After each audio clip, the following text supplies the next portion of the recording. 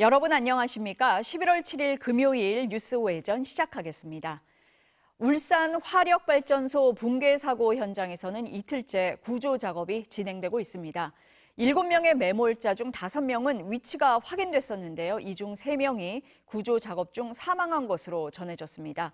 사고 현장으로 가보겠습니다. 이다은 기자, 구조 상황 어떻습니까? 네, 울산 화력발전소 붕괴 사고 현장입니다. 이틀째 수색 작업이 이어졌지만 안타까운 소식이 계속 전해지고 있습니다. 오후 2시 현재 매몰자 7명 중 확인된 사망자는 3명, 사망 추정자는 2명입니다. 사망자 가운데 1명은 어제까지 의사소통이 가능할 정도로 의식이 있었고 안전하게 빼낼 공간도 확보된 상태였지만 오늘 새벽 4시 53분 심정지로 현장에서 사망 판정을 받았습니다.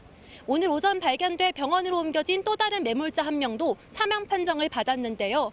소방당국은 지금까지 위치가 확인된 5명 가운데 3명을 사망자로 분류하고 나머지 2명을 숨진 것으로 추정하고 있습니다. 매몰자 7명 중 2명은 아직 매몰 위치가 파악되지 않고 있는데요.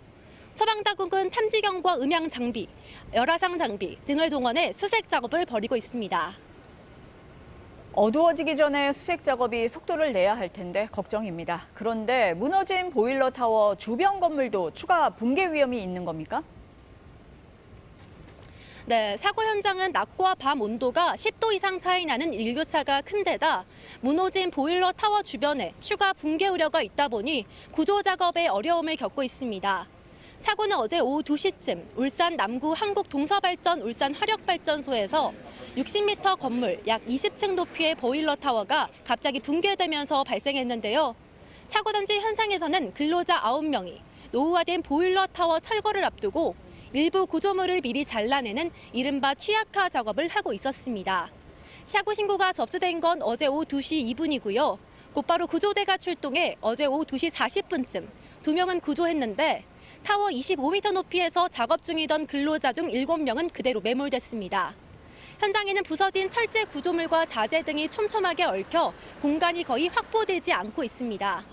소방대원들은 일일이 손으로 땅을 파고 절단기로 장애물을 해치며 진입을 시도하는 상황이어서 작업의 속도를 내기는 어려운 상황입니다. 이번에 무너진 보일러 타워는 5호기인데요. 소방당국은 양쪽에 같은 모양의 타워 2개, 4호기와 6호기를 와이어로 묶는 등 후속 조치를 계속 계획했지만 이런 작업이 2차 붕괴를 일으킬 수 있다는 우려 때문에 일단 보류했습니다. 소방당국 관계자는 추가 붕괴 가능성을 2차 사고 우려로 중장비를 사용하지 않고 대원들이 어렵게 진입하면서 수색하고 있는 상황이라고 설명했습니다. 기후에너지환경부 장관을 본부장으로 하는 중앙사고수습본부를 꾸린 정부는 우선 노동자 구조에 주력한 뒤 이후 사고 발생 원인과 책임 등을 철저히 규명할 계획입니다. 지금까지 울산 화력발전소 붕괴 사고 현장에서 MBC 뉴스 이다은입니다.